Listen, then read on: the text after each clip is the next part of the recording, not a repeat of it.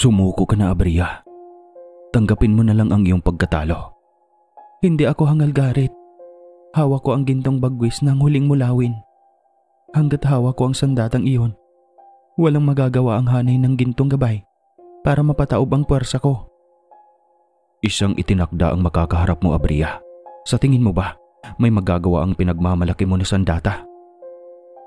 Huwag mong maliitin ang tungkod ko, Gareth. Ako pa rin ang pinunong babaylan. Magagawa kong isumamo sa mga bathala na tulungan ako sa laban na ito. Nahihibang ka na, Abria. Hindi ka pakikinggan ng mga bathala sa kalangitan. Ang iyong hangarin ay taliwas sa kagustuhan ng mga bathala. Binalaan na kita. Ngayon matitikman mo ang panghuhusga ng isang itinakda. Taong 1900, sa isang liblib na kabiasnan sa bulubunduking bahagi ng Mindanao. Isang sagupaan ang naganap sa pagitan ng mababagsik na antingero at mga gabay na nagmula pa sa sinaunang panahon. Kailangan na malipol ang natitirang lahi ng gabay. Hindi pa nagmimintis ang tugda ni Abria. Magiging malaking banta ang gintong gabay sa hinaharap. Kaya ngayon pa lang ay kailangan na nating wakasan ang kanilang paghahari. Wala kang utang na loob, Nafel. Pagkatapos kasamahan ni gintong gabay sa dumaang digmaan, ganito ang igaganti mo. Naniniwala ka sa tugda ni Abria. Hindi mo alam kung anong uri ng nilalang si Abria. Sana man lang ay sinilip mo ang nakaraan ni Abria bago ka nagpasya na ubusin ang aking hanay. Buo na ang pasya ko, Rohe. Tutuparin ko ang napagkasunduan namin ni Abria. Si Abria ang nagsisilbing tagatugda sa kanyang panahon. Malakas ang kanyang impluwensya at halos nakadepende ang kinabukasan ng sangkatauhan sa kanyang gabay. Sumulpot si Abria sa itaas ng bundok. Hawak niya ang kanyang makapangyarihang tungkod. Huwag kang matakot, Nafel. Sa iisang hanay tayo. Hawak ko ang isang sandata na tiyak makakapatay sa gintong gabay. Nanghina si Rohe nung ilabas ni Abria ang kanyang hawak na gintong balahibo. Ang gintong bagwis ng huling mulawin. Paano mo nakuha, Abria, ang gintong bagwis? Nakala mo talaga na tuluyan kong binasag ang gintong bagwis? Alam ko, Rohe, na darating ang pagkakataong ito. Pinaghandaan na kita, Rohe, noon pa. Ano nga ba ang asahan ko mula sa iyo, Abria? Nagawa mo nga noon na ipagkanulo ang ninuno ni Nafel. Ikaw ang dahilan kung bakit nahati ang alyansya ng mga albularyo. Minamanipula mo ang kanilang isipan para magkanya-kanya ang kanilang hanay. Tumigil ka, Rohe. Walang katotohanan ang sinasabi mo. Huwag na huwag kang maniwala sa kanya, Nafel. Itinaas ni Nafel ang gintong bagwis na mula sa huling mulawin. Ginamit ni Abria ang kanyang tungkod para makontrol ang gintong bagwis. Nagpakawala ito ng nakakasilaw na liwanag na lubhang nakakapinsala sa gintong gabay. Nanghina ang mga gintong gabay, dahilan para magapi sila ng pwersa ng mga antingero. Naging abo ang mga gintong gabay, kasama si Rohe, na tumatayong pinuno ng kanilang hanay. Ngayon ay magagawa ko ng kontrolin ang sanlibutan. Sa pagkawala ng mga gintong gabay, ay nangangahulugan na ako ang natitirang mata sa nakalipas at hinaharap. Tutuparin mo, Abria, ang ipinangako mo sa akin. Hindi mo ako pakikialaman sa pamumuno ko sa aking hanay. Sa kabilang dako naman, sa loob ng mga payak na pamayanan, nagtaka si Salome sa mabilis na pagbabago ng panahon. Mainit ang panahon pero bigla lang bumuhos ang malakas na ulanon. Dumagdag pa ang kulog at kidlat na sinabayan ng malalakas na hangin. Si Gareth naman ay nagmula sa kaparehong ninuno na pinanggalingan ni Nafel. Iyon ang dahilan kung bakit siya itinakwil ng kanyang kalahi noong nagdesisyon siyang asawahin si Salome. Si Salome ay nagmumula sa katutubong tribo na nabibilang sa pinakamababang antas. Ayaw ni Nafil na mabahiran ang kanyang hanay na mas mababa na uri, kaya ganoon na lang ang pagtutol niya sa relasyon ni Garrett at Salome. Si Salome ang pinakamaganda sa kanyang tribo. Nabihag niya ang puso ni Garrett, kaya pinursige talaga ng makisig na binata ang pagtatangi niya kay Salome. Mukhang tama ang nasagap ko na impormasyon, Salome. May kaugnayan ba ito, Garrett, sa biglaang pagbabago ng panahon? Oo. Ngayon nakatakda ang paghaharap ng mga gintong gabay at ang angkan ko ng mga antingero. Akala ko ba, Garrett, na magkakaalyado ang mga gintong gabay at ang kalahi mo ng mga antingero? Ganoon din ang paniniwala ko, Salome. Si Abria ang pasimuno kung bakit nagtaliwas ang mga antingero sa pakikipag-alyansya kay Rohe. Sa tingin mo ay natalo ang mga gintong gabay? Bigla na lang umulan ng malakas at lumakas ang hangin. Hawak ni Abria ang gintong bagwis ng huling mulawin. Iyon ang tanging sandata na maaaring makatalo sa mga gintong gabay. Labis akong nahabag sa nangyari sa mga gintong gabay, mahal ko. Naging mabait si Pinunong Rohe sa amin ng mga katutubo. Sa katunayan, ay mas naramdaman namin ang kanyang presensya kumpara kay Abria. Nagliparan ang malalaking sanga mula sa napakalaking puno ng balete na babae. Noon pa man ay walang tumatangka na lumapit sa lilim ng malaking puno. Nagsisilbi iyong kanlungan ng mga gintong gabay. Nagsimula nang masira ang punong balete, Garrett. Natalo si Pinunong Rohe at ang kanyang mga tagasunod sa labanan. Nagtago ang mag-asawa dahil ang kanilang tahanan ay tinatamaan ng naglalakihang mga kahoy. Halos 2 oras silang binayo ng malakas na bugso ng hangin. Pagkahupa ng masamang panahon ay lumabas ang mag-asawa. Tumambad sa kanila ang natumbang mga puno. Walang natira sa mga sanga ng malaking balete. Nagsimulang alisin ni Garrett ang malalaking sanga na humarang sa kanilang bakuran. Sa dami ng mga sanga na tinangay ng malakas na hangin, ay nagkapatong-patong na ito sa kanilang bakuran. Tutulong na ako, Garrett, para mapabilis ang pagtanggal mo sa mga sanga na humarang sa ating bakuran. Ang bahay ng mag-asawa ay gawa lamang sa magagaan na materyales na sinaunang panahon. Nakapwesto ang kanilang bahay sa gilid ng ilog. Pinili ng mag-asawa na doon manirahan para malapit sa pinagkukunan ng tubig. Napakaliblib ang lokasyon ng kanilang baryo at madalang ang tagalabas na mapadpad roon. Nananatili ang makalumang pamumuhay at hindi nahaluan ng banyagang kultura. Ganoon ang Mindanao at hindi ito nasakop ng Kastila. Masidhi ang kanilang paniniwala sa mga nilalang ng kalikasan. Halimbawa na lamang ang mga gintong gabay na matagal din nilang sinamba, katulad sa isang tunay na bathala. Nagulat ang mag-asawang Salome at Garrett nang bigla silang makarinig ng matinis na iyak ng isang sanggol. Naririnig mo ba yun, Salome? May naririnig ako mahina ng iyak na sanggol. Imposible, Garrett. Ilang kilometro pa ang pagitan bago marating ang pinakamalapit natin na kapitbahay. May naririnig talaga akong iyak ng sanggol, Salome. Sandali. Tumahimik ang mag-asawa. Kinikilabutan sila dahil naniniwala sila sa tiyanak. Isang nilalang na nagbabalat kayo sa anyo ng bagong silang na sanggol para kaawaan ng mga taong makakakita sa kanya. Paraan din iyon ng halimaw para makaakit siya ng kanyang biktima. Kinakabahan man ay nilapitan ni Garrett, nagaluga din ang kanilang bakuran para mahanap ang pinanggalingan ng iyak. Doon natagpuan ni Garrett ang matinis na iyak ng sanggol sa malaking sanga ng balete. Alam ko na, Salome, kung bakit ipit ang iyak ng sanggol na ating naririnig. Malamang ay dinaganan siya ng malalaking sanga ng balete. Edi mas kailangan natin magmadali. Baka lalo pa siyang mapahamak kapag natagalan pa ang kanyang paglapit. Kunin mo sa itaas ang tinatago kong kampilan. Gagamitin ko iyon para tabasin ang malalaking sanga ng baleteng ito.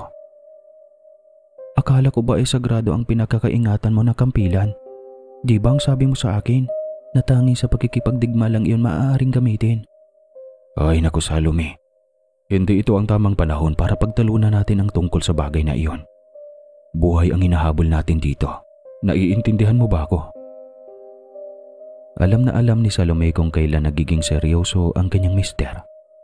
Napatakbo siyang umakyat sa hagdanan para kunin ang matalas na kampilan ni Garrett. Pagkaabot ni Salome sa patalim, ay agad inundayan ni Garrett ang malalaking sanga. Namumutok ang muscle ni Garrett habang buong puwersa niyang pinuputol ang mga sanga. Isang mandirigma si Garrett kaya sanay na sanay siyang gumamit ng kampilan at kalasag. Pagkaputol ng sanga, kaagad iyong kinabig ni Garrett para makita niya kung may sanggol nga sa ilalim. Nanlaki ang mga mata niya noong bumungad sa kanya ang itsura ng sanggol. Habang si Salome ay biglang nakaramdam ng takot pagkakita niya sa sanggol. Hindi ko akalain na mayroong sanggol sa pugad ng mga gintong gabay. Ano ang gagawin natin, Garrett? Sigurado na pati tayo ay mapapahamak kapag nalaman ni Nafil ang tungkol sa sanggol. Binuhat ni Garrett ang sanggol para dalhin sa loob ng bahay. Pagkarating sa bahay, isarado mo ang pinto, Salome. Kailangan na ilihim natin ang tungkol sa sanggol. Pero Garrett, baka tayo ang mapapahamak. Papatayin lang siya ni Nafil kapag nalaman niya ang tungkol dito. Hindi ako papayag na gawin niya iyon sa sanggol. Itatago mo ang sanggol, Garrett? Nababaliw ka na ba? Sa gagawin mong yan ay parang nagpakamatay na rin tayo. May dahilan kung bakit nakaligtas ang sanggol. Ibig sabihin ay nabigo si Nafil na malipol ang natitirang lipi ng gintong gabay. May sampataha ako na isang itinakdang sanggol na ito. Tayo ang naatasan para magpalaki sa kanya. Bahala ka, Garrett. Basta ako, hindi ako sang-ayon sa gagawin mo. Inusisa ni Garrett ang buong katawan ng sanggol. May nakasalamuhan na rin siyang gintong gabay at ang natatandaan niya ay mayroon silang mga tatak sa likuran. Tama nga ang sampatahan ko, Salome. Isang itinakdang sanggol na natagpuan natin. Si Rohi lamang ang natatandaan ko na may kaparehong tatak kagaya sa tatak ng sanggol na ito. Ibig sabihin, anak ni Rohi ang sanggol na natagpuan natin sa Salome. Naniniwala ako na may tugda ang sanggol, kaya kailangan na ingatan natin siya. Ngayon lang, pagbigyan mo na ako. Ikaw ang bahala, Garrett. Buong-buo ang tiwala ko sa iyo. Sige na, handa akong alagaan ang sanggol kung iyon ang kagustuhan mo. Tutal, ay wala pa naman tayong anak kaya tamang-tamang pagdating niya. Pinag-isipan ni Garrett ng maigi kung ano ang kanyang gagawin para maitago ang totoong katauhan ng sanggol. Ang unang nilalang na pumasok sa kanyang isipan ay si Abukay, ang matandang ermitanya na may binabantayan na mahiwagang kawa. Mayroon siyang mga kawal na paniki na handang makipaglaban kapag naramdaman nila na may banta sa buhay ng ermitanya. Si Abukay ay isang sinaunang aswang pero hindi siya katulad ng kanyang kalahi na suga pa sa dugo at laman. Isa siyang pundasyon ng kalikasan na nagpapanatili ng balanse sa bawat nilalang. Dahil noon pa man, ang mundo ay kailangan ng balanse. Kinabukasan ay maagang umalis si Garrett, dala ang sanggol na kanilang natagpuan. Dito ka na lang muna, Salome. Dadalhin ko ang sanggol kay Abukay.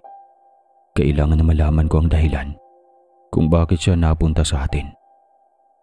Mag-ingat ka, mahal. Naglipa na sa buong kagubatan ng tauhan ni Nafil. Ganoon din si Abria. Maraming espiya na naroon sa gitna ng kagubatan. Palihim na pinasok ni Garrett ang masukal na kagubatan. Hindi madali ang daan na kailangan niyang suungin bago niya marating ang kinaroroonan ni Abukay.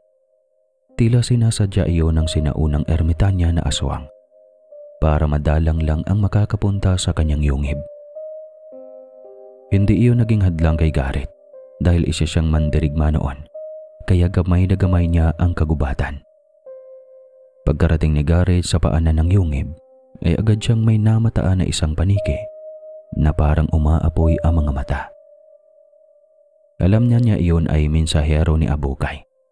Walang makakapasok sa yungib ng ermitanya kapag may nararamdaman itong banta sa kanyang buhay. Walang pagtutol na nagmumula sa mensahero ni Abukay, kaya nagdesisyon si Garrett na tumuloy sa paglalakad. Nakakasulasok ang amoy na sumalubong kay Garrett. Namamayani ang mapanghing amoy sa loob ng yungib. Nagmula iyon sa pinaghalong ihi at dumi ng paniki na malayang nakalambitin sa loob ng kuweba. Pagkapasok ni Garrett sa kaloob-looban ng kuweba ay nagsimulang magliwanag. May mga nagkalat na ninga sa loob na nagsisilbing tanglaw sa kadaliman ng kuweba. Isang matanda na ubod ng kapangitan ang bumungad kay Garrett sa loob at hindi siya inalok ng kape. Di joke lang. Ang kanyang kulubot na balat ay nagkapatong-patong na. Naging kulay abo na ang kanyang magkabilang mata. Nagmumula ka sa hanay na mga antingero. Umaalingasaw sa pang-amoy ko. Ang pinanggagalingan mo na lahi. Napatigil sa pagsasalita ang ermitanya nang bumaling ang kanyang pansin sa sanggol na hawak ni Garrett. Hindi ako makapaniwala. May naiwang salinlahi pa ang mga gintong gabay. Malakas ang taglay na karga ng sanggol, kaya sigurado na nagmula siya sa hanay ng mga pinuno. Iyon ang dahilan, Abukay, kung bakit ako nandito. Gusto kong malaman kung tama ang hinala ko. Duda ako na anak ni Rohi ang sanggol na natagpuan ko. Naniniwala din ako na may tugda ang sanggol, kaya siya nakaligtas at napunta sa amin. Sisilipin ko sa aking mahiwagang kawa kung tama ang hinala mo, Garrett. Halika, lumapit ka. Ikaw mismo ang sumilip sa katotohanan tungkol sa kanyang katauhan. Lumapit si Garrett, hawak pa rin niya ang sanggol. Nagsimulang gumalaw ang tubig sa malaking kawa. Aking malaking kawa, ipakita mo sa akin ang nakaraan at ang hinaharap ng sanggol na ito. Tama ang hinala ni Garrett na anak ni Rohi ang sanggol na kanilang natagpuan. May nakita pa si Garrett na hindi lang ang lipin ni Rohi ang nabubuhay na gintong gabay. May ipinakita kay Garrett ang kawa ni Abukay na pangyayari kung saan naglalaban ang isang lalaki laban sa hukbo ni Nafil at Abria. Tama ang hinala mo, Garrett. May tugda ang sanggol. Ang lalaking nakita mo ay ang sanggol sa kanyang paglaki. Siyang nakatakda na tumapos sa paghahari ni Abria at Nafil. Pero ito lang ang tatandaan mo. Magtatapos man ang kanilang kasamaan dito sa ating mundo, ay may mga tao silang pamamanahan ng kanilang ugali. Hindi mawawala kailanman ang kasakiman, ang mapagtaas sa sarili, ang hayok sa laman at hayok sa kapangyarihan, at ang madupang sa kayamanan. Lahat yan ay magiging ugali ng mga tao. Tandaan mo yan. Tama ba ang nakita ko? Maliban sa hukbo ni Rohi, ay mayroon pang natitirang mga gintong gabay. Mahiwagang pagkakalalang sa kalawakan. Sa dako pa roon ay maraming nilalang na hindi pa natutuklasan at patuloy na nagpaparami. Huwag kang magtaga, Garrett, kung isang araw ay bigla na lamang may sulsulpot at magpapakilala na inahan ng sanggol na inalagaan mo. Natatakot ako, Abukay, para sa kaligtasan naming mag-asawa. Paano kapag natuklasan ni Nafil ang tungkol sa anak ni Rohi? Pwede mong itanong at hilingin sa aking mahiwagang kawa kung paano mo maililihim ang totoong katauhan ni Rahil. Rahil? Sinong Rahil? Rahil, iyon ang pangalan na dapat sana'y itatakda ni Rohi sa kanyang anak. Mamamayagpag si Rahel sa hinaharap. Siyang puputol sa kasamaan ni Abria. Matutupad ang pangalan na dapat sana itatakda ni Rohi sa kanyang anak. Simula ngayon ay tatawagin siya sa pangalang Rahel. Hiniling ni Garrett sa mahiwagang kawa ni Abukay na ipakita sa kanyang paraan para maikubli ang katauhan ni Rahel. Itim na lotos? Saan ko naman matatagpuan ang itim na lotos? Hindi lang basta itim na lotos ang kailangan mong hanapin, Garrett, kundi kailangan mong abangan ang pagsibol ng kanyang bulaklak. Isang beses lang kung mamumulaklak ang itim na lotos. Ang bulaklak ng itim na lotos ay may katas na totoong dugo. Kailangan mo iyong makuha para ipainom kay Rahel. May kakayahan ng katas ng itim na lotos na lagyan ng pananggalang ang dugong dumadaloy sa dugo ni Rahel. Maaari ko bang malaman kung saan ko matatagpuan ang itim na lotos, Abukay? Sundan mo lang kung saan unang nagpapakita ang liwanag sa unang liwayway. Doon mo matatagpuan ang itim na lotos. Ngayon na nalaman ko na ang lahat tungkol sa sanggol, maaari ko pa rin bang hilingin sa mahiwagang kawa na binabantayan mo, Abukay, na burahin lahat ng pagkakilanlan ng sanggol, maliban sa akin na kanyang tagapangalaga? Ngayon din, mahiwagang kawa, burahin mo lahat ng kaisipan at bakas na may kaugnayan kay Rahel, maliban na lamang kay Garrett na magsisilbi na kanyang tagapangalaga. Pagkatapos ng kanyang pakay, agad nilisa ni Garrett ang yungib ni Abukay at nagpasalamat siya rito. Sa kanyang paglabas, ay nagkataon na malapit nang sumabog ang bukang liwayway. Nagmadali siyang sundan kung saan ito unang sasabog ang liwanag.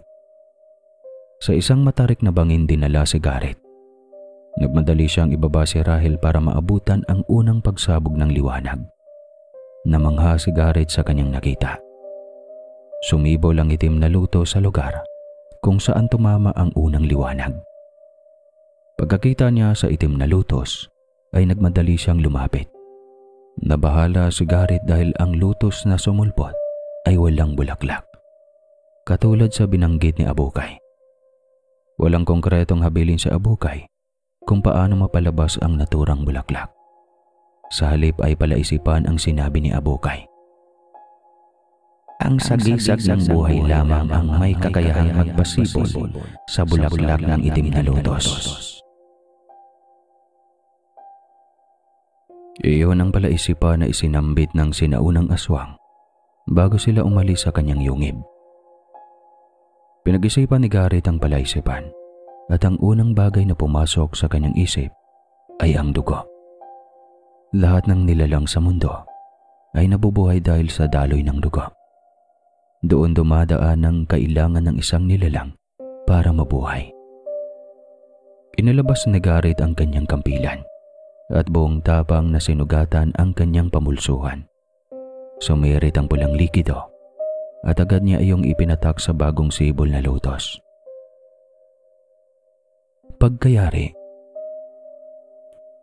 labis ang paggagalak ni Garrett nang magsimulang sumibol ang bulaklak ng lotos. Agad niya iyong pinitas para ipatak ang katas sa bibig ni Rahel. Namanga si Garrett sa kanyang nakita na pagbabago sa wangis ni Rahel. Nagsimulang maglaho ang kanyang kulay na ginto. Naglaho ang kanyang marka sa likod, na katulad ng kanyang ama na si Rohi. Lalong namangha si Garrett noong magbago ng tuluyan ang mukha ng sanggol. Naging kawangis niya si Rahel, bagay na lalo niyang ikinasaya. Ngayon, wala nang makakapagsabi na hindi kita totoong anak. Ako na ang magiging ama mo, Rahel. Simula ngayon, naiintindihan ko na kung bakit hindi kami nagkakaroon ng sariling anak ni Salome. May nakalaan pala na biyaya para sa amin. At ikaw iyon, Rahel. Muling binalingan ni Garrett ang itim na lutos. Agaran itong naglaho noong tuluyang kumalat ang liwanag sa buong paligid. Agad namang binitbit ni Garrett ang sanggol para dalhin pa uwi sa kanyang bahay. Samantalang si Abria naman ay dinalaw ng isang nakakatakot na pangitain. Isang gintong sanggol ang nagpakita sa kanya. Lumindol ng malakas at bumuhos ang malakas na ulan. Nagkulay pula ang kalangitan at tumama ang kidlat sa kanya. Pagkatingala ni Abria ay lumitaw ang isang gintong gabay na may kaparehong marka na tinataglay ni Rohe. Muling ginamit ni Abria ang gintong bagwis nang huling mulawin. Ngunit nagawang basagin ito ng gintong gabay. Nagising si Abria na nagsisigaw. Kaagad niyang ipinatawag si Nafil para sa isang mahalaga at agarang kautusan. Suyurin ang buong kagubatan para hanapin ang gintong sanggol.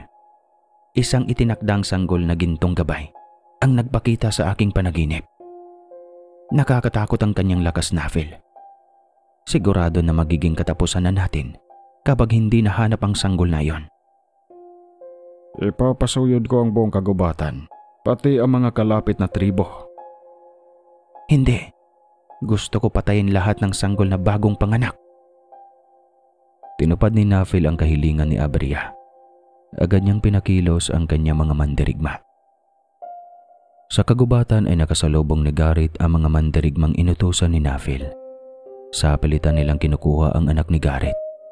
Sanay na sanay si Garrett sa pagkikipagdigma, kaya nagawa niyang mapatumba ang mga tauhan ni Nafil kahit hawak niya si Rahel. Isa si Garrett sa magigiting na mandirigma ni Nafil noong hindi pa siya itinakwil ng kanyang angkan. Mabilis na nakarating kay Nafil ang impormasyon, kaya kaagad siyang umayo para puntahan ang kanyang pamangkin. Kailangan mong isuko sa akin ang sanggol, Garrett. Iyon ang kautosan ni Abria. Ganito na ba ang katayuan mo ngayon, aking magiting na tiyuhin? Sunod-sunuran sa kagustuhan ni Abria. Pati ang sarili mong kadugo ay iyong papatayin. Apo mo pa ang sanggol na hawak ko. Hindi pa ba sapat na itinakwil mo ako bilang kadugo?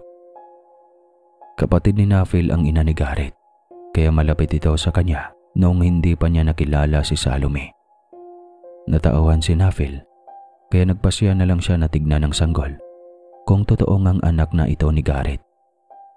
Pagkakita ni Nafil sa sanggol ay bumalik sa kanyang alaala ang panahon na bagong panganak pa lang si Garrett. Ganoon na ganoon ang wangis ni Garrett noong sanggol pa lamang ito. Tama ka, Garrett. Anak mo nga ang sanggol na ito. Sige na. Umuwi ka na at iwasan mo muna ang ilabas ang anak mo. May kautosan si Abria na patayin ang lahat na bagong silang na sanggol. Agad tumalikod si Nafil at iniwanan ang kanyang pamangkin. Paniwalang paniwala ang pinuno na totoong apo nga niya ang sanggol na hawak ni Garrett. Sa daan na inusisa si Nafil ng kanyang pinagkakatiwalaan na tauhan kung bakit niya hinayaang mabuhay ang anak ni Garrett. Ako ang tumayong ama ni Garrett magmula nung mapatay ang kanyang ama sa pangangayaw. Itinakwil ko man si Garrett na maging bahagi ng aking hanay na mga antingero. Hindi iyon nangangahulog ang pinuputol ko ang aming pagiging magkadugo. Mananatili si Garrett na aking pamangkin. Ano pa man ang mangyayari, huwag niyong pakialaman ang aking pamilya o ang kanyang pamilya. Mananagutan sa akin ang sino mang mangahas na guluhin ang kanyang pamilya. Nangako naman ang kanang kamay ni Nafil na pangalagaan ang buong pamilya ni Garrett. Nagpatuloy ang patayan sa lugar na iyon ng bagong silang na sanggol. Tanging si Rahel ang nakaligtas sa pamamaslang dahil iyon ang kautosan ni Nafil. Sinadya naman ni Abria ang yungib ni Abukay para bigyang linaw ang kanyang pangitain. Mukhang naligaw ka yata ang mata. Ang akala ko ba ay may kakayahan ka na makita ang nakalipas at hinaharap? Hindi ako pumarito para humingi ng tulong mo, Abukay. Narito ako para utusan kang alamin kung may katuturan ang aking pangitain. Hindi mo na kailangan na utusan pa ako, Abria. Lahat ng nilalang na makakapasok sa aking yungib ay maaaring mabigyan linaw ang kanyang katanungan. Walang sino man ang nakakasaklaw sa akin. Nais ko lang malaman kung saan ko matatagpuan ang itinakda na gintong gabay. Nagpakita siya sa aking panaginip, kaya nakakasigurado akong may katotohanan ng aking pangitain. Nagsimulang kumulo ang mahiwagang kawa ni Abukay. Ipinakita sa kanya ang wangis ng sanggol, subalit nabigo si Abria na malaman ang kinaroroonan ng sanggol. Tama ang nakita mo, Abria, sa iyong panaginip. Isinilang ang itinakda na puputol sa iyong paghahari. Magagabi kayo ni Nafel sa itinakdang panahon. Ipinapaubaya ko na sa iyo ang paghahanap sa itinakdang gintong gabay. Hindi matukoy ng aking mahiwagang kawa ang kanyang kinaroroonan. Inutil, sinayang mo lang, Abukay, ang panahon ko. Hindi mo rin maituturo sa akin kung saan ko matatagpuan ang itinakda. Ang akala ko ba, Abria, ay isa kang mata? Bakit ako ang sinisisi mo na hindi matukoy ang kinaroroonan ng itinakda na gabay na ginto? Ikaw na rin ang nagsabi na mas makapangyarihan ka kaysa sa akin. Lapastangan, ang nararapat sa mahiwagang kawa na binabantayan mo ay basagin. Ginamit ni Abria ang kanyang tungkod para magpakawala ng apoy. Subalit nagawa iyong sanggain ni Abukay. Nagtipon-tipon ang mga mandirigmang paniki ni Abukay para pangalagaan ang sinaunang aswang. Wala namang magawa si Abria dahil kabisado ni Abukay ang kanyang teritoryo. Ilisanin mo na ang yungib ko, Abria.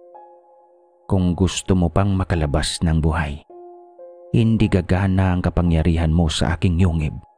Punong-puno ng inkantasyon at pananggalang ang kuweba ko para sa magtatangka sa akin. Huwag mo kong susubukan, Abria. Ako ay ayaw ko ng gulo. Kaya ako naninirahan ditong mag-isa kasama ang mga alagad kong kawal. Ay ayaw ko ng gulo. Umalis ka na. Napagtanto ni Abria na alanganin ang kanyang kalagayan kapag ipinagpatuloy pa niya ang pakikipaglaban kay Abukay. Sasanggain lamang ng pananggalang ang kanyang kapangyarihan. Isang sinuunang aswang ang kanyang kaharap na taglay ang madamong dakalaman sa inkantasyon at mahika. Siya ang pinakamentor sa lahat ng aswang. Nagdesisyon si Abria na lisanin ang yungib ni Abukay at pagtuunan na lamang ng pansin ang paghahanap sa sanggol. Pagkarating ni Abria sa kanyang bulwagan, ay agad siyang nagpatawag ng pagpupulong. Nasiyahan ang pinunong babaylan sa inuulat sa kanya ni Nafel. Malamang ay iyon ang dahilan kung bakit walang maimaiturong ang mahiwagang kawan ni Abukay sa kinaroroonan ng itinakda. Naniniwala ako na patay na ang sanggol na may kaparehong sagisag ni Rohe. Ibig ba ditong sabihin na may isang itinakda si Rohe? Malayo ang kakayahan ni Rohe sa itinakda na nakita ko sa aking pangitain. Si Rohe ang pinakamalakas sa kanyang hanay, kaya siya ang pinili na maging pinuno.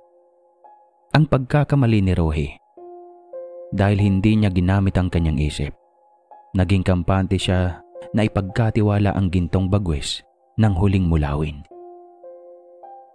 Sa kabila ng nangyari ay nananatili pa rin ang simpatsya ng mga tao kay Rohe. Naging marangal na pinuno si Rohe, kaya hindi ko masisisi ang aking nasasakupan kung magpahanggang ngayon ay tinitingala nila ito. Wala silang magagawa kundi ang sumunod. Naging banta si Rohe sa ating mga babaylan at albularyo. Kinukuha niya ang simpatsya ng mga tao para siyang kilalanin na pinuno. Paano na lang, Abria, kung mali tayo? Paano na lang kung mali tayo ng nilalang na pinatay? Tumigil ka na, Nafel. Tama lang na binuran natin sa ating landas ang hanay ng gintong gabay.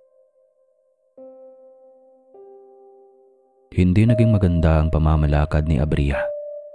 Nawalan si Nafel ng kapangyarihan sa kanyang nasasakupan. Pati ang kanyang mandirigma ay tumalikod sa kanya. Napilitan si Nafil na maging sunod-sunuran kay Abria para manatili sa kanyang posisyon. Si Abria na ang may kontrol sa pamumuno. Kinakatakutan si Abria na mga kapitang namumuno sa mga kawal. Sa lakas ng impluwensya ni Abria, ay magagawa niyang utusan ang mga kapitan na mag-aklas laban kay Nafil. Hindi iyon lingid sa kaalaman ni Garrett. Sa isang banda ay punong-puno siya ng pagkabahala. Baka dumating ang panahon na walang silbi na kay Abria si Nafil at magdesisyon na lang itong idispatcha. Iyon ang dahilan kung bakit puspusan ang ginagawa niyang paghahanda kay Rahel. Mabilis ang paglipas ng panahon. Ang dating sanggol na karga-karga ni Garrett ay naging ganap na binata. Lumaki si Rahel na mabait at malapit sa kanyang kinagisna na mga magulang. Walang sino man ang nanghihinala na hindi niya totoong ama si Garrett dahil para silang pinagbiyak na bunga sa kapareho ng kanilang wangis. Tay, may pinaghahandaan ba tayong digmaan? Matagal na tayong nag-iensayo sa pagkikipagdigma. Hanggang ngayon ay hindi ko maintindihan kung bakit puspusan ang pagtuturo mo sa akin para maging magaling na mandirigma. Lumapit si Garrett sa anak at bahagyang ginulo ang kanyang buhok.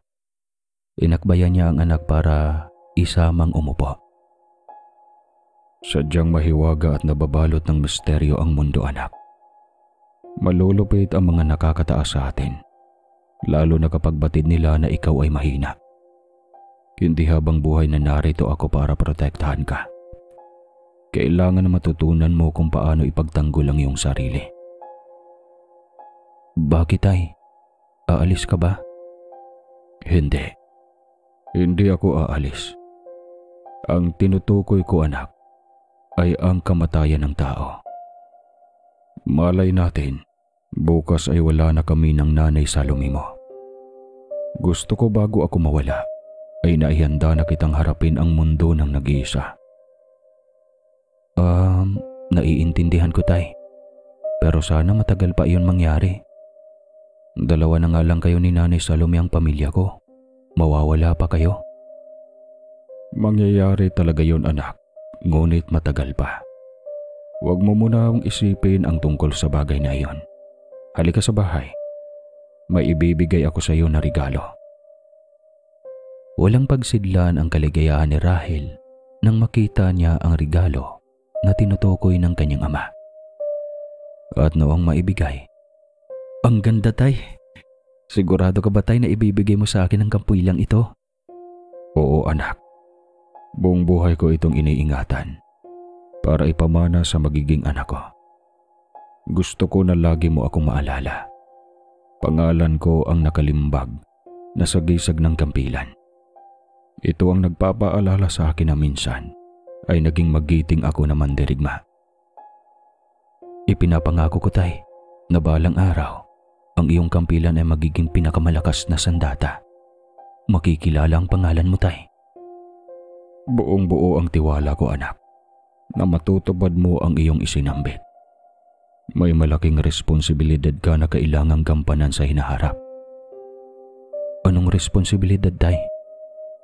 Malalaman mo din ang lahat, Rahel, sa takdang panahon. Nakahiligan na ni Rahel ang suyurin ang kasulok-sulukan ng kagubatan. Nakatawag ng kanyang pansin ang isang parte ng kagubatan.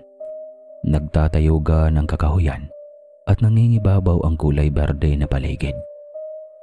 Hindi nagdadalawang isip si Rahel at agad sinuyod ang daan papunta doon. Unti-unting lumalamig ang simoy ng hangin. Nararamdaman ni Rahel ang umahalong tubig sa simoy ng hangin. Gamay na gamay ni Rahel ang pulso ng kagubatan dahil iyon ang una niyang natutunan sa kanyang amang si Garrett. Siguradong may mataas na talon sa aking pupuntahan. Hindi nakapagtataka kung bakit malusog ang mga tanim sa bahaging ito. Nagpatuloy lang si Rahel sa paglalakad at hindi na niya napapansin na masyado na siyang napapalayo. Habang binabagtas niya ang pinakapusod ng kagubatan, ay bigla niyang naramdaman na parang may sumusunod sa kanya. Hinawakan ni Rahel ng mahigpit ang kampilan na ibinigay ng kanyang ama. Pinapakiramdaman niya ang hangin at dinadama niya ang lupa kung may paparating. Agad niya iyong isinangga nang biglang may umatake sa kanyang kinaroroonan. Bumungad kay Rahel ang isang lalaki na sa kanyang tansya ay mas matanda sa kanyang ama. Nagtaka si Rahel dahil natulala ang naturang lalaki noong mabungaran ang kanyang wangis. Hindi ito nakapagsalita habang sinusuyod siya mula ulo hanggang paa. Gareth, ikaw ba yan? Hindi man lamang nagbago ang iyong mukha. Ganoon pa rin ang iyong itsura. Hindi po ako si Gareth. Anak ako ni Gareth po. Ikaw, sino ka po, Manong? Bakit kilala mo ang aking ama? Manghang-mangha si Nafil dahil kamukhang-kamukha ni Gareth ang kanyang anak. Muling naalala ni Nafil ang nakaraan. Nung huling pagkikita nila ni Gareth sa gitna ng kagubatan, ang sanggol na muntik na niyang ipapatay. Ngayon ay nakatayo sa kanyang harapan at may hawak na kampilan. Ibaba mo ang iyong kampilan. Wala akong balak na masama sa iyo, iho. Nakita lang kita na sinusuyod ang daan papunta sa aming lupain, kaya kita hinarangan. Sagutin mo ang tanong ko. Sino ka? Bakit mo kilala ang aking ama? Ako si Nafil, ang pinuno ng mga antingero, ang lahing pinanggagalingan ng iyong ama. Ibig sabihin ba nito ay magkamag-anak tayo? Hindi na mahalaga kung magkamag-anak tayo o hindi. Ang nais ko lang, lisanin mo na ngayon ang lupain ng mga antingero. Ipinagbabawal na umapak sa aming lupain si Gareth kasama ng kanyang buong pamilya. Ikaw na rin ang may sabi na galing si ama sa inyong lahi. Ngayon sasabihin mo sa akin na ipinagbabawal kaming umapak sa inyong lupain. Ang labo mong kausap, Manong. Manang-mana ka talaga sa ama mo, lapastangan. Pumintig ang tenga ni Rahel noong marinig niyang sinabihan ni Nafil na lapastangan ang kanyang ama. Itinaas ni Rahel ang kanyang kampilan at akmang susugurin si Nafil. Nagsulputan naman ang mga tauhan ni Nafil para harangin si Rahel sa kanyang balak na pag-atake.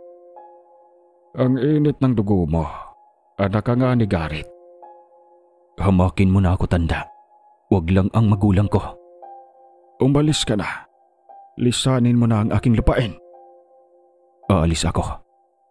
Tandaan mo ang araw na ito. Hindi pa tayo tapos. Humakbang si Rahel pabalik para lisanin ang lupain ni Nafil. Isang tingin na puno ng pagbabanta at nanghahamon ang iniwan niya kay Nafil. Tama nga ba ako? Bakit ganito ang nararamdaman ko? Kinikilabutan ako sa bawat pagpukol ni Rahel ng kanyang tingin. Hanggang ngayon ay napapaisip ako. Ano kaya ang nangyari kung hindi ako nagpadala kay Abria?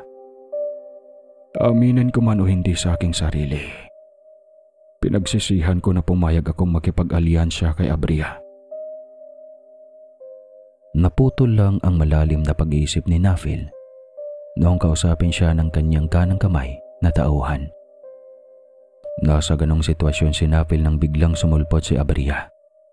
Hawak ng matandang babaylan ang kanyang tungkod. Ang kanyang mata ay pangungusap. Nagpupuyo siya sa galit habang nakatingin kay Nafil. Mukhang umihina ka na yata, Nafil. Bakit mo hinahayaang makaalis ang lapastangang lalaki na iyon? Ang dapat sa kanya ay pinapatay. Bakit ka nagpakita ng awa sa kanya? Anong dahilan mo, Nafil? Nagtitimpi lang si Nafil sa pinunong babaylan. Hawak niya ang buong hanay ng mandirigmang antingero. May sapat siyang impluensya na pamunuan ang pag-aaklas laban sa kanya. Kailangan na maging matalino siya sa bawat galaw. Sa kaunting pagkakamali lang niya, ay maaari siyang maalis sa kanyang katayuan. Inipon ni Nafil ang kanyang natitirang pagtitimpi para maging mahinahon sa pagtugon sa babaylan. Apo ko siya, Abria. Iyon ang dahilan kung bakit pinapalampas ko ang kanyang ginawa. Kahit na, Hindi dapat ganon ang pagkikitungo niya sa iyo, Nafil. Bibigyan kita ng pagkakataong madisiplina ang kalahi mo. Hindi ako makakapayag na may katulad niya sa labas ng aking pamumuno. Gusto ko ang lahat sa aking nasasakupan ay umuyo ko sa aking otoridad. Pagkatapos na maihayag ni Abria ang kanyang pagbabanta, ay agad na niyang iniwanan si Nafil. Si Nafil naman ay agad na inutusan ang kanyang mga tauhan na humanda. Aalis sila para puntahan si Garrett para kausapin ito. Kailangan na pumayag itong magkusa na madisiplina ang kanyang anak. Samantala, humihigop na ng kape si Garrett nang pinakulo ang kape sa balkonahin ng kanyang munting bahay. Napatayo siya ng maya-maya ay mayroong mahagip ng kanyang paningin na may mga paparating. Mahigit 2 dekada na ang lumipas nung huling pagkikita namin ni Nafil. Nakapagtataka kung bakit bigla siyang pumarito sa aking tahanan. At parang tumanda na siya ng tuluyan ngayon na. Agad inutosan ni Garrett si Salome na dumaan sa likod ng bahay para hanapin ang kanyang anak. Salome, hanapin mo ang ating anak. Sabihan mo siya na agad na pumarito dahil may kailangan ako sa kanya. Mabilis na pumanaog si Salome para hanapin ang kanyang anak. Wala nang ibang pupuntahan si Rahel kundi sa gitna ng kagubatan. Doon siya dumiretso para hanapin ang kanyang anak. Pagkarating ni Nafil at ng kanyang mga tauhan, ay agad niyang ipinarating ang kaniyang pakay. Akala ko ba, Garrett, ay nagkakaintindihan na tayo? Hindi mo ba makakayang disiplinahin ang anak mo? Alam mo na bawal pumasok ang iyong buong pamilya sa lupain na sakop ng mga antingero. Bakit mo hinayaan ang iyong anak na mga has na pumasok ron? Ibinilin ko na sa kanya iyong tiyo. Siguro hindi sinasadya ni Rahel na pumasok sa lupaing nasasakupan mo. Hayaan mo na akong pagsabihan ng anak ko. Alam mo bang nasaksihan ni Abria kung gaano katapang ng anak mo? May kautusan ng pinunong babaylan na magpamalas kayo ng akto bilang patunay na kinikilala nyo ang kanyang otoridad. Biglang uminit ang dugo ni Garrett. Hindi niya nagustuhan ang kanyang narinig. Simulat sa Paul ay ayaw na ayaw niyang magpasakop sa anumang kapangyarihan. Mahalaga sa kanya ang kalayaan, kaya pinili niyang magpakalayo-layo. Kilala mo ako, tiyo. Alam mo na ayaw ko na ng pinapangunahan. Hinding-hindi ko kilalanin si Abria. Siguro kung kagaya noon pa rin ang sitwasyon, ay papayag akong magpasakop sa iyong otoridad. Pero simulang umanib ka kay Abria at ipinagkanulo mo ang hanay ng gintong gabay, nawala na ako ng respeto sa pamumuno mo. Hinding-hindi ako tutulad sa ginawa mo. Tandaan mo yan. Tumatak sa puso at isipan ni Nafil ang bawat salita na isinambit ni Garrett. Natamaan ang pinuno ng mga antingero, kaya napilitan siyang ipaubaya kay Garrett ang desisyon. Yun lang ang pakay ko, Garrett, kaya ako pumarito. Ikaw na ang bahala sa magiging desisyon mo. Itinakoy lang kita sa hanay ng mga antingero, pero kinikilala ko pa rin ang pagiging kadugo natin. Pinapahalagahan ko ang ating pinagsamahan noon. Agad tumalikod si Nafil para umalis. May matinding epekto sa kanya ang sinabi ni Garrett. Ang totoo ay aminado siyang tama ang pinagsasabi ng kanyang pamangkin. Labis-labis ang kanyang pagsisisi na nagpadala siya kay Abria. Minsan na din niyang naisip na maging tagapagmana si Garrett. Sa murang edad ay nagpamalas si Garrett ng natatanging galing sa pakikipagdigma. Naging malinaw noon kay Nafil ang lahat. Hindi nagkakamali ang kanyang puso sa pagkakilala kay Garrett. Angkop na angkop ang taglay na katangian ni Garrett para maging kahalili niya sa pamumuno. Ngayon ay nanghihinayang si Nafil sa pagkakataon. Paano niya maipamana sa kanyang pamangkin ang katayuan na wala ng kalayaan? Samantala naman ay sinuyod ni Salome ang kagubatan para hanapin ang kanyang anak. Doon niya natagpuan si Rahel sa malaking puno ng balete na dating pugad ng kanyang kalahi ng mga gintong gabay.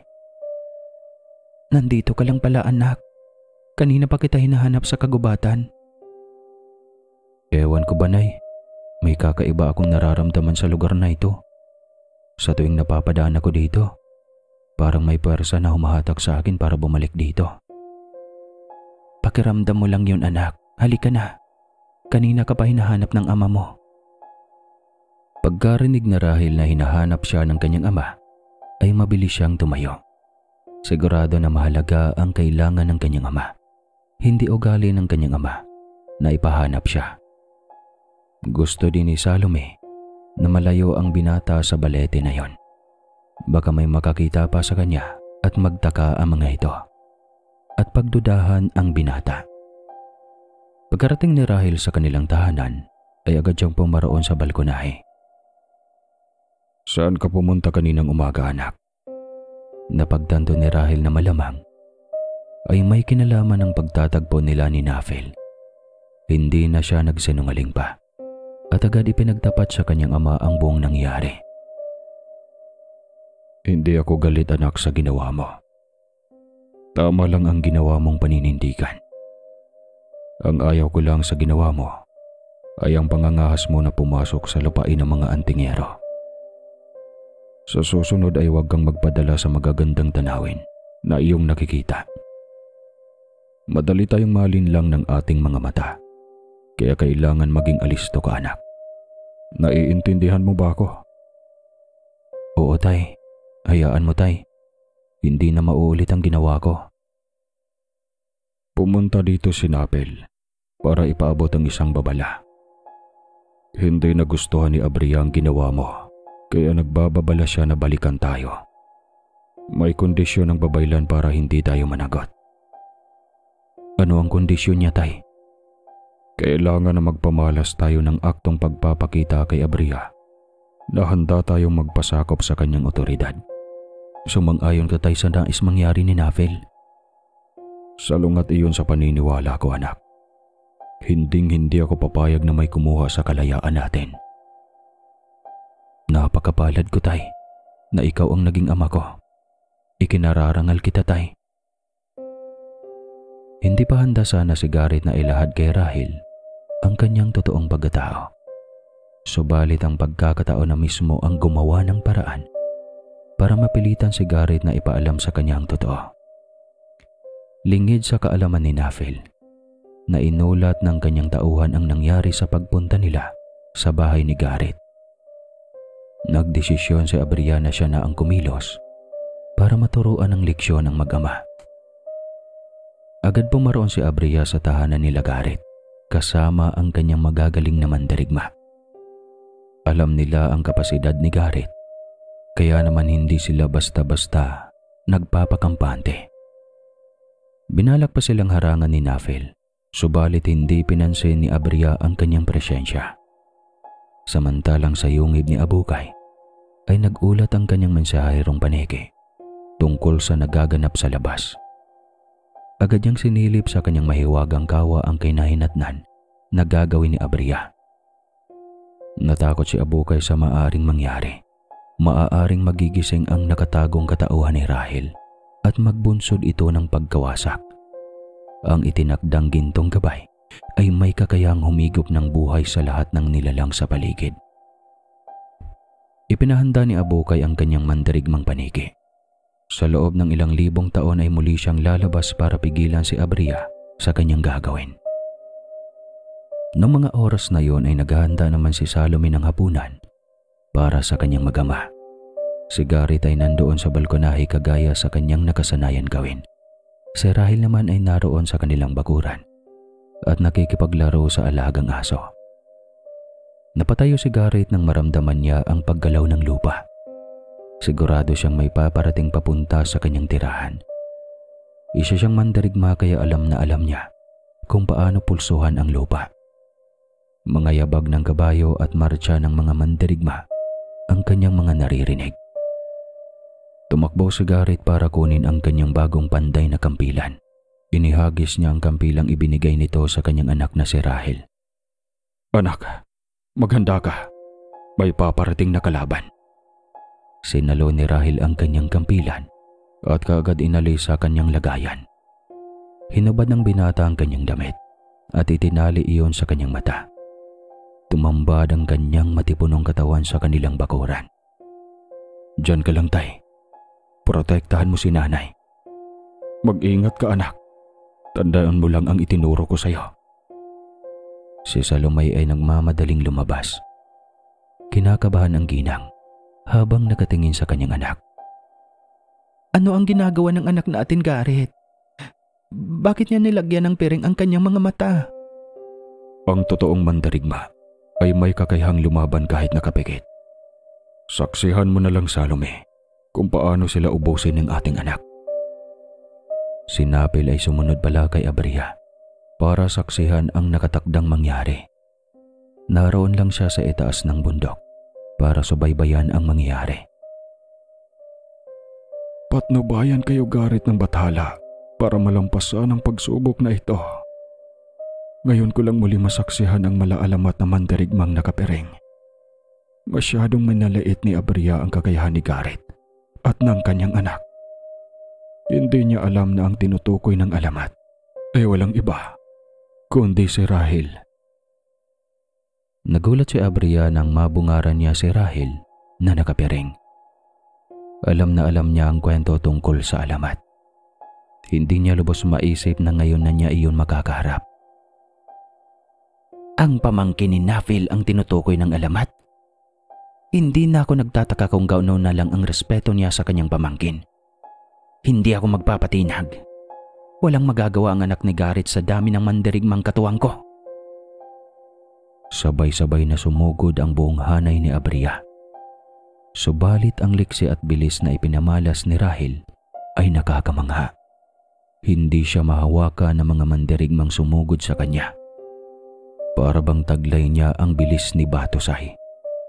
Sa bawat wasiwas niya ng matalas na kampilan, ay para bang kumikislap sa hangin ang sagisag na nakalimbag sa sandata. Tanging ang pangalan ni Garrett ang makikita habang maliksi na nakikipaglaban si Rahel. Hindi ako makapaniwala sa aking nakikita. Hindi pangkaraniwan ang galaw ni Rahel. Doble-doble ang kanyang ipinamalas. Nagaling kumpara sa kanyang ama. Mukhang nagkamali ako sa pagtakwil sa mag-ama. Patawarin mo ako, bathala. Punong-puno ng pagsisisi at panghihinayang sinapil sa kanyang nakikita. Sa kanyang nasaksihan ay naging buo ang kanyang pasya. Nakahanda na siyang isalin ang kanyang katayuan. May nakikita na siyang pag-asa para mabago ang kinabukasan ng kanyang salinlahi na mga antingero. Hindi ko inasahan na ganito kahusay at bihasa sa pakikipagdigmang tinutukoy ng alamat. Mauubos ang aking mandirigma kapag nagtuloy-tuloy ang ganitong kaganapan. Nagsimulang gumamit si Abria ng inkantasyon para malagyan ng pananggalang ang kanyang natitirang mga mandirigma. Inilabas niya ang kanyang hawak na gintong bagwis ng huling mulawin. Iyon na ang kinakatakutan ni Abukay, kaya lumitaw ang kanyang hanay mula sa impapawid. Ano ang ginagawa ni Abukay? Nakikisali ang sinaunang aswang sa aming tunggalian. Isang napakalakas na pananggalang ang ginawa ni Abukay. Aminado si Abria na mas magaling ang sinaunang aswang pagdating sa ganitong larangan, lalo na gabi nagaganap ang labanan. Kilala ang hanay ng mga aswang sa paggamit ng tagabulag. Ilang libong taon na si Abukay, kaya sigurado na kailangan ni Abria ng masinsinang pagsasanay bago niya mabasag ang pananggalang na iyon. Kaya naman dahil dito ay napilitan si Abria na umatras dahil aminado siyang alanganin ang kanyang lagay. Si Nafil naman ay natuwa sa kanyang nakikita dahil mukhang umaayon sa kanyang plano ang lahat. May sapat na dadahilan kung bakit lumabas ang sinaunang aswang. Tadhana lamang ang nakakaalam kung ano iyon. Mamatay man ako sa labanan, pero magiging masaya ako. Naliwanagan ang aking isipan kahit tutuusin ay huli na. Ipinaabot ni Abukay kay Garrett na kailangan nilang sumama sa kanya. Pumayag si Garrett kaya pinagtulungan silang buhatin ng tatlo ng malalaking paniki. Pabalik sa yungib ni Abukay. Doon ay masinsinang kinausap ni Abukay si Garrett. Panahon na, Garrett, para ipaalam mo kay Rahel ang kanyang totoong pagkatao. Hindi ko lang ibinunyag noon, pero may katotohanan ang pangitain ni Abria. Subalit sa aking pananaw, ay mas nakakatakot si Abria kumpara sa itinakda. Naniniwala ako na may sapat kang kakayahan, Garrett, para baguhin ang kapalaran ng itinakda. Sa totoo lang, Abukay, ay puno pa ako ng alinlangan at pagkabahala. Natatakot ako na baka hindi maintindihan ni Rahel kapag nalaman niya ang buong katotohanan. Ganoon ba ang pagkakilala mo sa kanya? Ikaw ang nakasama ni Rahel simula pagkabata. Matalino si Rahel. Naniniwala ako sa kanyang pasya at may paninindigan siya. Sakaling magalit siya sa akin o magtanim ng sama ng loob, ay lubos kong tatanggapin. Dinala ni Abukay sina Rahel at Garrett sa harap ng kanyang mahiwagang kawa. Sumapit na ang itinakdang araw para malaman niya ang katotohanan sa kanyang pagkatao. Rahel, anak ko, nais ko lang sabihin na kahit anuman ang malalaman mo ngayon, itatak mo lang sa isipan at puso mo na kahit minsan ay hindi kita itunuring na iba sa akin. Anak ka namin ng nanay Salome mo. Ano man ang mangyari. Hindi ko maintindihan, Tay. Ano ba ang nangyayari? Halika, Rahel. Lubos mong maintindihan ang lahat kapag ikaw mismo ang makasaksi sa mga nangyayari sa nakalipas. Dumungaw si Rahel sa mahiwagang kawa ni Abukay, pero walang ipinapakita sa kanya. Doon naalala ni Abukay ang huling kahilingan ni Garrett. May pananggal lang ang nakaraan ni Rahel. Ikaw ang nagbitaw ng kahilingan, Garrett. Kaya ikaw lang din ang may kakayahang humiling na tanggalin iyon. Lumapit si Garrett sa mahiwagang kawa ni Abukay at kanyang hiniling na tanggalin ang pananggalang sa nakaraan ni Rahel. Nagsimulang luminaw ang tubig sa mahiwagang kawa ni Abukay. Nagsimulang ipinakita ang nakaraan ni Rahel. Halo-halong emosyon ang mababaka sa mukha ni Rahel. Ang ipinapasalamat lang ni Garrett dahil hindi pagkamuhi ang kanyang nakikita. Pagkatapos na mabunyag ang lihim na pagkatao ni Rahel, humakbang ang binata papunta sa kanyang kinagisnan na ama. Maraming salamat, Tay. Abot langit ang pasasalamat ko sa inyong dalawa ni Nanay. Hindi man ako nanggaling sa inyong dugot laman, pero sa aking puso ay totoo ko kayong magulang. Maraming salamat, anak. Hindi mo kami kinamuhian ng nanay mo. Itinago ko ang katotohanan para sa iyong kaligtasan. Alam ko, Tay. Kahit minsan ay hindi ko naramdaman na may kulang sa aking pagkatao. Hindi ko magagawa na kamuhian kayo ni Nanay. Pagkatapos na maayos ang ugnayan ng mag-ama, ipinaabot ni Abukay na kailangang maipalabas ang katotohanang katauhan ni Rahel. Maaari mo bang sabihin sa amin, Abukay, kung paano ibalik si Rahel sa kanyang orihinal na katauhan? Alam na alam ko, Garrett, pero mas mainam na makita nyo sa aking mahiwagang kawa para may gabay kayo at lubos niyong maintindihan. Hiniling ni Abukay na ipakita sa kanya ang paraan kung paano maibalik si Rahel sa kanyang orihinal na katauhan. Kailangan kong hanapin muli ang itim na lotos. Tama ka, Garrett. Kailangan na gawin ni Rahel ang kaparehong proseso para matanggal sa kanyang ugat ang dugo na isinalin mo sa kanyang ugat. Iyon ang dahilan kung bakit naging kamukhang-kamukha mo siya. Lalabas ang kanyang natatanging lakas kapag nahiwalay na ang iyong dugo sa kanyang katawan. Bukas na bukas din ay pupuntahan namin ang bundok kung saan unang tumatama ang sikat ng araw. Tandaan mo, Rahil, na kailangan ng kampilan na ginamit ni Garrett ang pwede mo lang gamitin. Tatandaan ko po, Abukay. Kinabukasan ay umalis ang mag-ama para puntahan ang nasabing bundok. Subalit sa kanilang paglaba sa pananggalang na inilagay ni Abukay, ay nakaabang ang mga mandirigmang ipinadala ni Abaria. Lumusot sa kanyang pananggalang si Abukay para tulungan ang mag-ama. Umalis na kayo. Ako na ang bahalang makidigma sa kampo ni Abaria. Dalian nyo lang. Baka maubos ang mandirigmang paniki ko bago pa kayo makabalik. Babalik kami kaagad, Abukay. Maraming salamat sa tulong mo.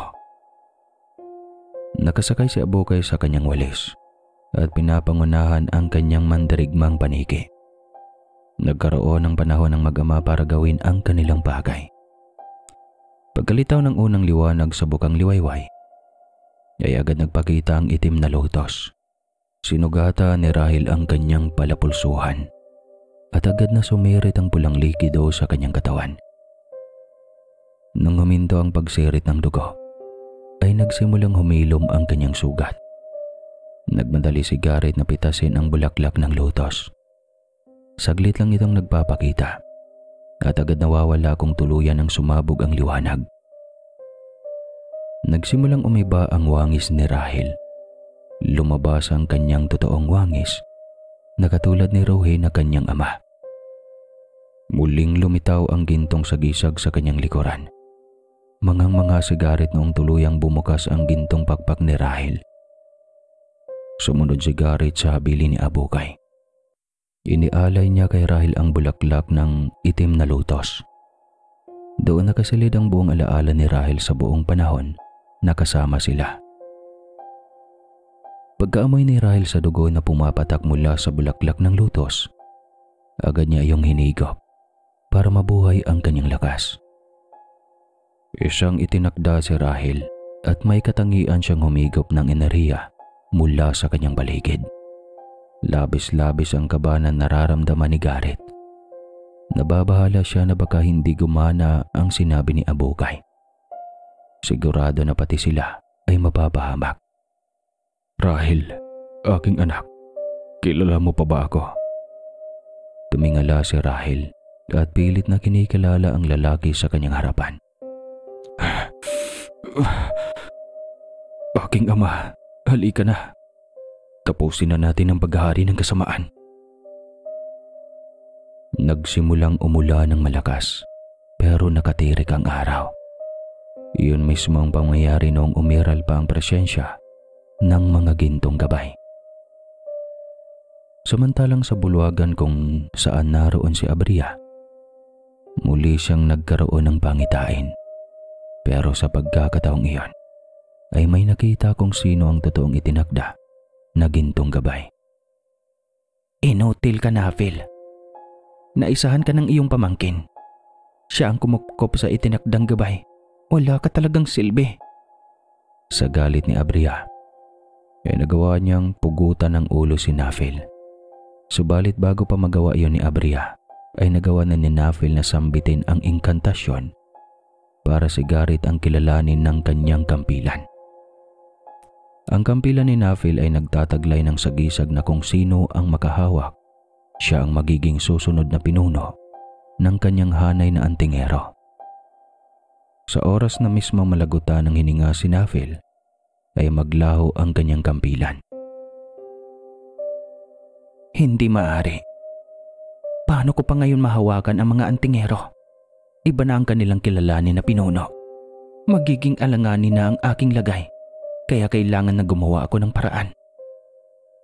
Nagulat si Garrett nang biglang lumitaw sa kanyang harapan ang kampilan ng kanyang tiyuhin na si Nafil. Napagtanto ni Garrett na patay na ang kanyang tiyuhin at siya ang itinalaga na bagong pinuno ng mga antingero. Ang sagisag ng kataas-taasang antingero, ama. Lumitaw ang kampilan ni Nafil sa iyong harapan. Ang ibig sabihin ikaw ang bagong pinuno ng mga antingero, Ama. Lalo mo akong pinahanga, anak. Nakakagulat. Pati ang kaalaman tungkol sa aking hanay ng mga antingero ay alam mo. Taglay ko ang alaala ni Pinunong Rohi. Anak, ama mo si Rohi. Kaya nararapat lang na kilalanin mo siyang ama. Huwag na muna natin pag-usapan ang tungkol sa bagay na yun, Ama. Kunin mo na ang kampilan na nararapat lang mapasayo. Kailangan na ni Abukay na mawala na sa mundong ito. Inilipad ni Rahil ang kanyang ama, pabalik sa yungib ni Abukay. Eksaktong pagdating ng mag-ama ay nagsisimulang bumagsak ang pananggalang ni Abukay. Tumakas na kayo, Abukay. Isalba mo na ang natitira sa hanay mo. Kami na ang bahala dito ni Rahil. Binuksan ni Rahil ang kanyang gintong pakpak at agad niyang hinigop ang mga enerhiya ng mandirigma ni Abria. Sinubukan ni Garrett na pigilan ang kanyang anak, pero huli na ang lahat. Matagumpay niyang nakuha ang angking kakayahan ng mga mandirigmang antingero. Nagpapasalamat na lang si Garrett dahil nagawang pigilan ni Rahil ang kanyang sarili. Hindi niya tuluyang winakasan ang kanilang buhay. Inilabas ni Garrett ang kanyang kampilan at iwinaway-gayway sa itaas. Doon nagsimulang magyukuan ang kanyang kalahi na antingero. Kinikilala nila si Garrett bilang bago nilang pinuno. Muling bumalik ang mag-ama sa yungib ni Abukay para sunduin si Salome. Taos puso ang pasasalamat namin, Abukay, sa ginawa mong tulong. Makakaasa ka sa aming tulong kapag ikaw man ang nangangailangan. Sapat na sa akin ang malaman na may pag-asa ng maibalik ang balanse sa pagitan ng mga tao at nilalang ng kalikasan. Sa ngayon ay pansamantala ko munang isasara ang aking yungib para magbigay daan sa muling pagpaparami ng aking mandirigma na paniki. Bilang gantimpala sa ginawa mong kabayanihan, Abukay, ako mismo ang maglalagay ng pananggalang sa iyong yungib. Mananatiling sarado ito sa loob ng 1,000 taon. Ikaw lamang ang maaaring makalusot sa ilalagay ko na pananggalang. Kung gayon, itinakda na gintong gabay. Isara mo na ang aking yungib. Humayo na kayo at gawin ang nararapat. Pagkasara ng yungib ni Abukay ay nagpasya ang mag-ama ng pansamantalang umuwi para pag-iisipan ang kanilang susunod na hakbang. Dumiretso si Rahil sa puno ng matandang balete at doon ay muli niyang binasbasan ang puno para mabuo muli ang tahanan ni Rohi. Lubos ko nang naintindihan, Ama, kung bakit ganoon na lang katindi ang koneksyon ko sa puno ng balete na ito.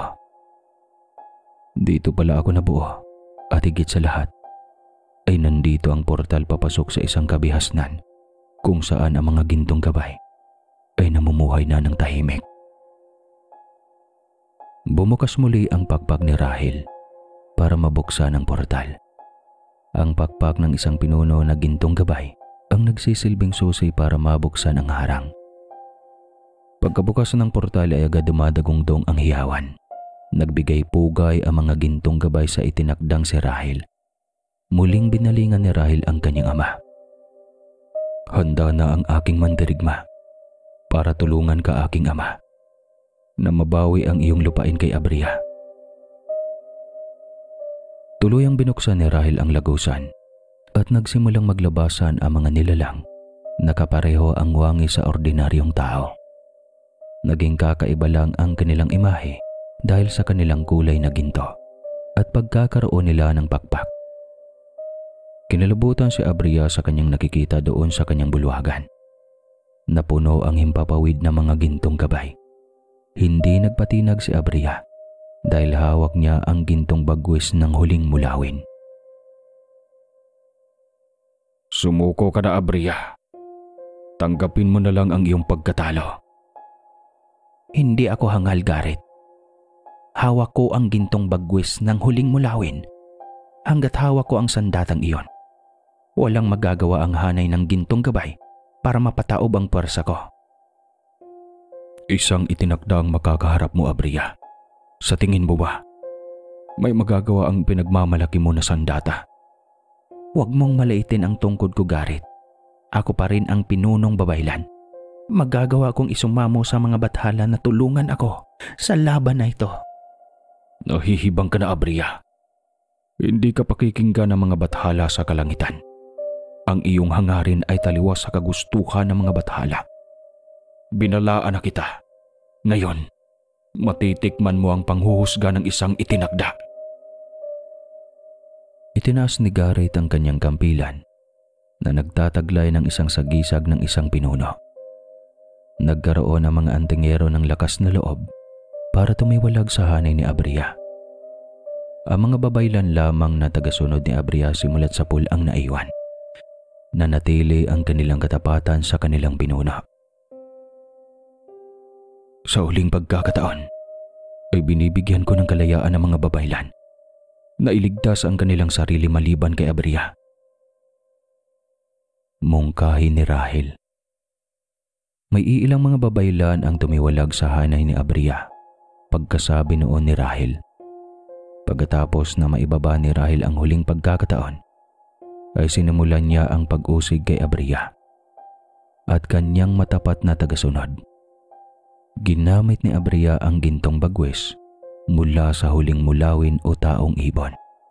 Ang buong akala ni Abria na magagawa niya iyon katulad sa ginawa niya kay Rohe. Lingid sa kaalaman ni Abria na may natatanging kakayahan ng isang itinakda na gintong gabay kumpara sa kanyang ama.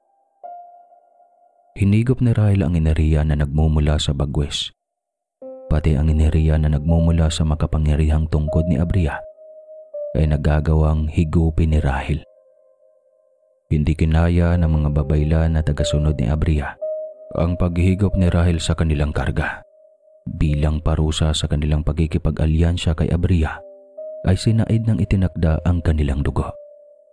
Tuluyan silang nalagutan ng hininga bilang hatol ni Rahel sa kanilang ginawa. Hindi nagtagal ay tuluyang nasira ang gintong bagwes kasabay sa pagkaabo ng tungkod ni Abria. Dito na hinatulan ni Rahel si Abria ng kamatayan. Nilusaw ng itinakdang gintong gabay si Abria hanggang maging alikabok. Karamihan sa mga babaylan ay nasawi sa labanan. Iyon ang dahilan kung bakit sa kasalukuyang panahon ay mas marami ang albularyo kumpara sa mga babaylan. Nagawang iligtas ni Garrett ang kanyang hanay sa panghuhusga ng itinakda. Ayon sa kwentong nagpasalin-salin na matapos magawa ni Rahel ang kanyang tungkulin, bilang itinakda ay bigla na lang siyang naglaho. At hanggang sa kasalukuyan ay matatagpuan pa rin umano ang puno ng balete sa sitio Remutado. Saan banda yun? Sitio Remutado? Di ba Mindanao? Baka alam niyong lugar. Paturo. Tanging mga bihasa at batikang babaylan na lamang ang nakakaalam sa kinaroroonan ng balete na papasok umano sa kaharian ng mga taong ginto na may pakpak, o ang tawag sa kanila noon ay gintong gabay sa sinaunang panahon. Ang alamat tungkol sa mag-amang Garrett at Rahel ay iilan na lamang ang nakakaalam na babaylan at albularyo. Nagkaroon ng iba't ibang version pero ang salaysay na ito ay tugma at hango sa orihinal na salaysay. Alam nyo naman na may iilan tayong kaibigan na engkanto. Eto, maniwala man kayo sa hindi, kahit magtanong kayo sa buong Kamindanawan lalo na sa mga liblib, ang dating mga tao o ang mga ninuno natin ay may kanya-kanyang agimat dahil mismong mga engkanto o nakatira sa kalikasan ang nagbibigay sa kanila. Pero hindi na masyadong uso yan ngayon dahil ang tao ay nagiging gahaman. Kaya iilan na lang sa atin ang binibigyan ng pagkakataon na makasalamuha sila. Pero kung gusto niyo talaga na makakita ng engkanto, darating tayo dyan balang araw. Kaya huwag bibitiw kasi marami pang kwento ang kakaiba at ngayon mo lang maririnig. Huwag kalimutan magkape. At sa mga gustong mag-order pala ng kape, may nakatag ako dyan sa shop, pwede niyong i-click tapos Tikman nyo lang, ano yan siya, organic, kumbaga, healthy. Hindi yan 3-in-1. Hanggang dito na lang at maraming salamat. Nakakabitin ang kwento.